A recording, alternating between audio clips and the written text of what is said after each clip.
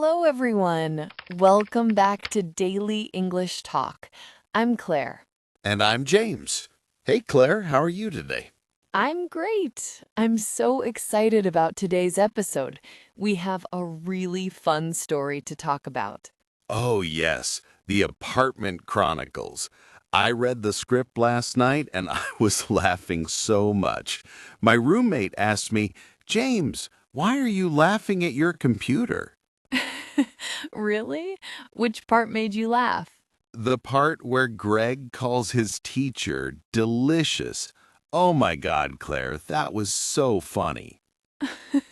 I know. Poor Greg.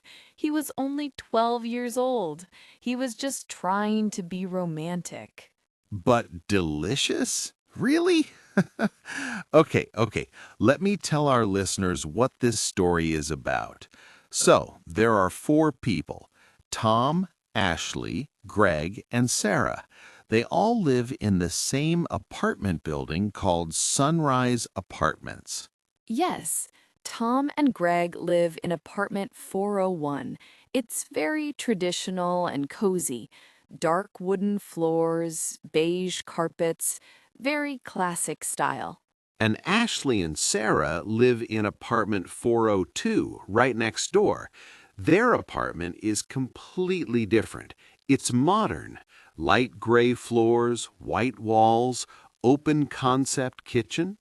Two apartments, two different styles, but four people who become friends and neighbors. All right, let's start with the funniest part. Claire, are you ready to talk about Greg's love letter? Oh no, poor Greg. Okay, let's do this. Okay, so here's what happened. Greg was 12 years old. He had an English teacher named Miss Honey, and he liked her a lot. He had a little crush. A crush means you like someone romantically, but it's not serious love, just a small, cute feeling. Yes, so Greg wanted to write her a love letter. He wanted to say something sweet. He wanted to say, "You are sweet." But instead, He wrote, "You are very delicious." delicious. I mean, technically, delicious is a compliment. If someone calls your cooking delicious, that's wonderful. Yes, but Claire, you don't call a person delicious. That sounds like you want to eat them. Like a cannibal. That's exactly what Tom said in the story. He said, "You sound like a cannibal." And you know what? I made a similar mistake when I was learning English. Really? Tell me. I was at a restaurant. The waiter brought me a beautiful salad. I wanted to say, "This looks beautiful," but I said, "You look beautiful." Oh no. Yes! The waiter just smiled and walked away. I was so embarrassed. Okay, so lesson for everyone. Delicious is for food. Beautiful or sweet or kind is for people. Don't mix them up. Unless you're a vampire, then maybe delicious is okay. Speaking of vampires. Oh man, Simon the vampire and Rick the drummer. These two guys were so weird. Tom was trying to find a normal roommate, but the first person who came was Simon. And Simon, he hissed at Tom. He made this sound. Sss, like a snake or like a vampire. And he said, "I need darkness, total darkness. I sleep in a coffin." Wait, let me explain coffin for everyone. A coffin is the box the dead people are buried in. It's for funerals.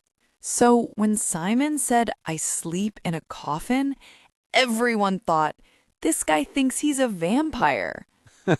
If someone knocked on my door and said that, I would close the door immediately. Goodbye. No thank you. Me too. And then the second guy, Rick the drummer, was even worse. Rick wanted to put his drum kit in the living room. He wanted to practice at 2 a.m. 2 a.m. That's the middle of the night. Normal people are sleeping. But Rick said sleep is boring. Music is life. Boom, boom, boom. And he pretended to play drums. Poor Tom. He was so tired. He said, if the next person is weird, I'm moving back with my parents. But then Greg arrived with 3 pizzas and everything changed. Oh, I want to talk about this. When Rick came in, he looked at the floors and said, these floors are sick. And Tom was confused. He thought Rick meant the floors were broken or damaged. But Ashley explained, sick means cool. It's slang. Slang. This is such an interesting word. Slang means informal language that young people use. It's not in the dictionary, but people say it every day. And sick is a perfect example.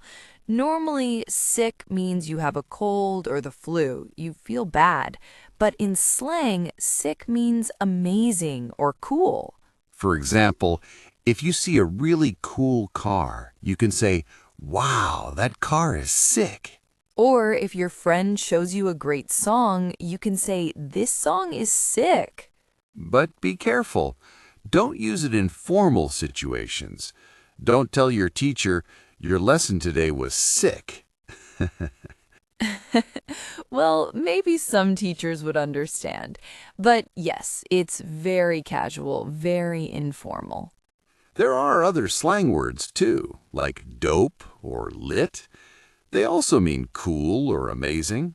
But today we're just focusing on sick, one word at a time. Good idea. Okay, let's move on to some cultural topics. Okay, so in the story, Tom had to interview people to be his roommate. Simon, Rick, and finally Greg.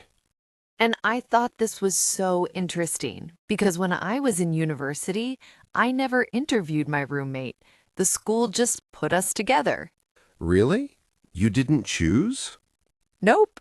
I just showed up on the first day and there she was, my new roommate. We didn't know each other at all. Wow, that's kind of scary. What if she was like Simon the vampire? Luckily, she was normal. But yes, it was a little scary at first. In many countries, especially in North America, people do interview roommates because sharing an apartment is a big deal. You share the kitchen, the bathroom, the living room. You see each other every day. So you want to make sure the person is compatible. Compatible means you can live together peacefully. You have similar habits. Exactly. For example, if you go to bed early, you don't want a roommate who plays drums at 2 a.m. Poor Rick. No one wants him as a roommate. So when you interview a roommate, you ask questions like, what time do you usually sleep? Do you like to cook? Are you clean or messy? Do you have pets? And you also talk about money. How much is the rent? Who pays for electricity? Who buys toilet paper? Toilet paper, that's so important. It is. These small things can cause big problems later. So the lesson here is if you ever share an apartment with someone, talk about these things first. Don't wait until there's a problem. Exactly. Communication is key. Communication is key means talking to each other is the most important thing. All right, let's talk about Sarah. She's so interesting. She reads tarot cards, she talks about the stars, and she knows everyone's zodiac sign. I love Sarah. She's so calm and wise, and she's always right. Always right? Claire, do you really believe in zodiac signs? Yes, I mean, kind of. It's fun. Don't you think it's fun? I think it's interesting, but I'm not sure it's real. Okay, let me ask you. What's your zodiac sign? I'm a Gemini. Gemini. That means you were born in May or June, right? Yes, June. Okay, so Geminis are very social. They love talking. They're curious and energetic. Does that sound like you? Uh, okay, maybe a little. See, it works. Fine, fine. But let's explain this for everyone. Zodiac signs are 12 symbols based on your birth month. For example, if you're born in March or April, you're an Aries. If you're born in September or October, you're a Libra. And people believe your zodiac sign affects your personality. Like Virgos are very organized. Pisces are creative and dreamy. Leos are confident and strong. In the story, Sarah knows Ashley is a Virgo because Ashley's shoes are in a perfect line by the door. Everything is neat and organized. That's such a Virgo thing. And then Sarah talks about the moon in Capricorn. She says heavy food can make you tired when the moon is in Capricorn. Which is, honestly, I don't understand that part. But it sounds cool. It's very mystical, very spiritual. Some people really study this stuff deeply. And you know what? Even if you don't believe it, it's a great conversation starter. In English-speaking countries, young people often ask, "What's your sign?" It's a fun way to break the ice. Break the ice means to start a conversation with someone new, to make things less awkward. Yes, so if you ever meet someone and you don't know what to say, you can ask, "Hey, what's your zodiac sign?" And then you can talk about personality traits. All right, I'm convinced. Zodiac signs are useful for conversations, even if they're not scientifically accurate. You're such a skeptical Gemini. Okay, moving on. So let's talk about the two apartments, apartment 401 and apartment 402. They're so different.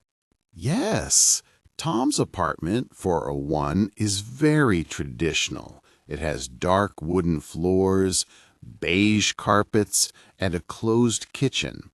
It feels like an old library.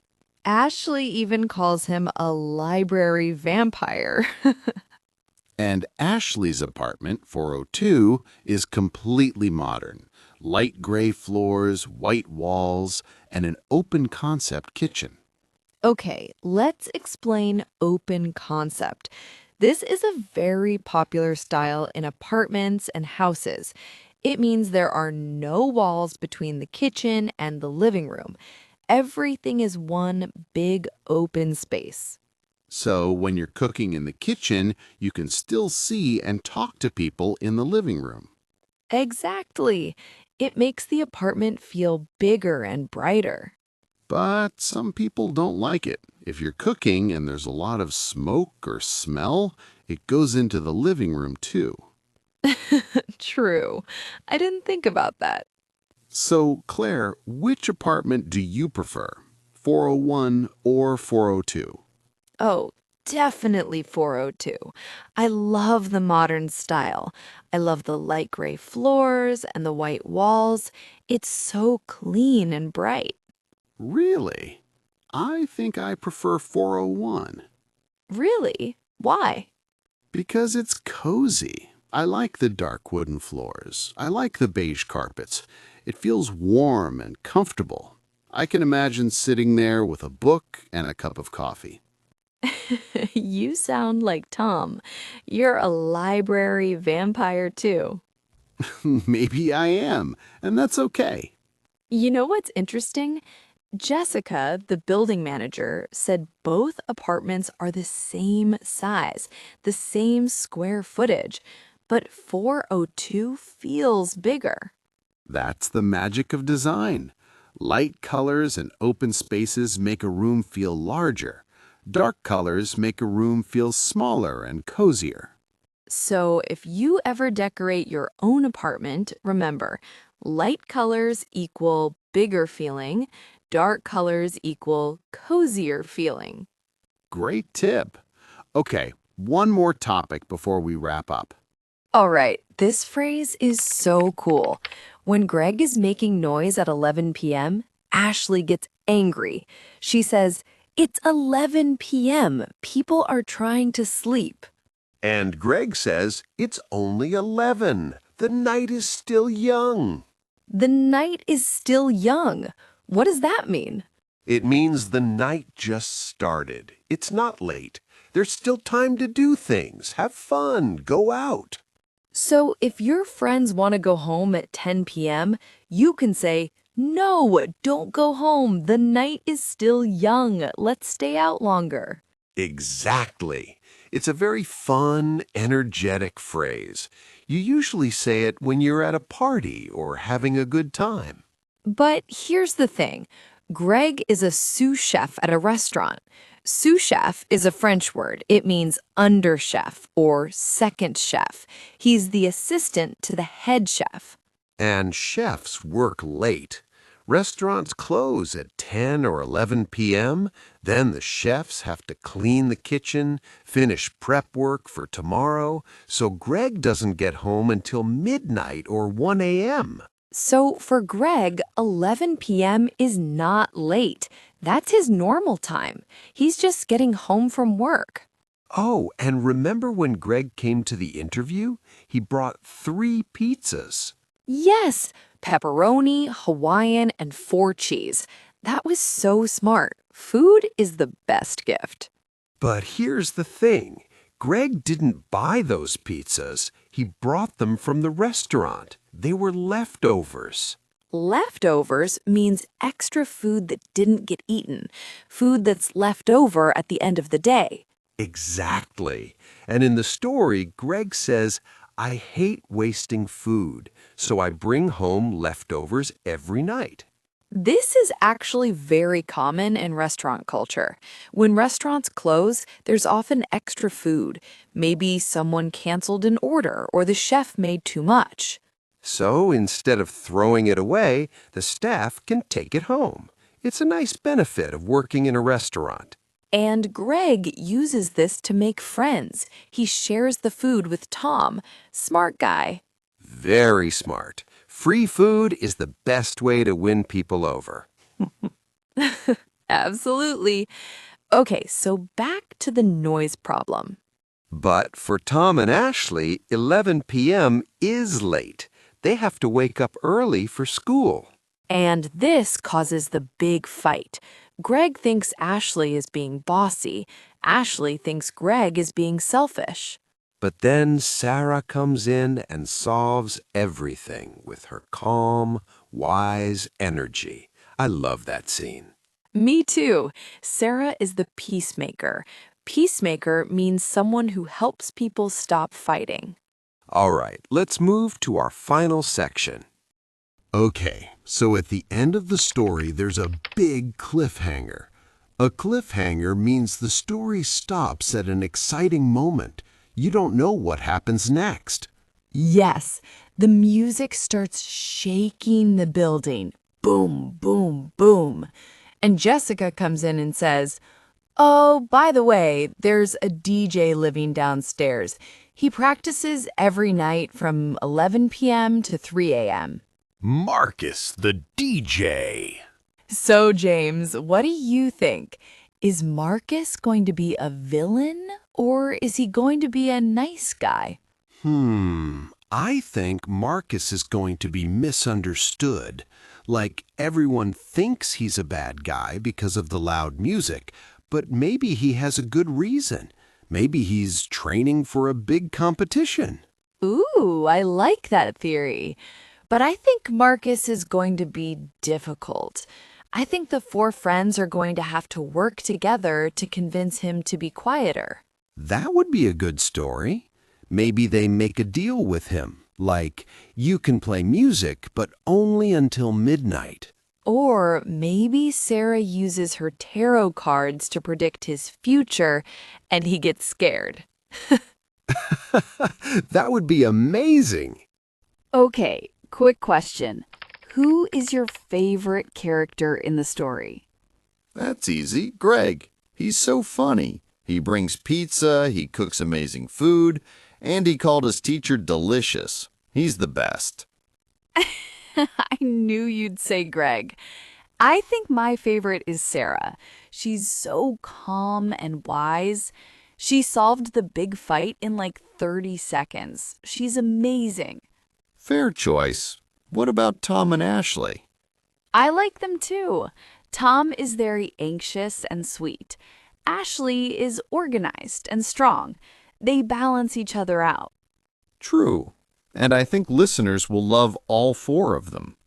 All right, everyone, that's our discussion of the Apartment Chronicles. We talked about delicious teachers, vampire roommates, zodiac signs, and so much more. If you want to read the full script, we have great news. The link is in the comments below this episode. Just click it and you can read the whole story. It's about 30 minutes of reading. It's perfect for A2 level learners. The language is simple, but the story is fun and interesting. And if you enjoyed today's episode, please give us a thumbs up. Leave a comment and tell us, which apartment do you prefer? 401 or 402? Traditional or modern? And tell us your zodiac sign. I want to know. Okay, Claire is obsessed with zodiac signs now. I am. It's fun. All right, everyone. Thank you so much for listening. We'll see you in the next episode. Bye, everyone. Keep learning, keep practicing. And remember, The night is still young. Ha ha.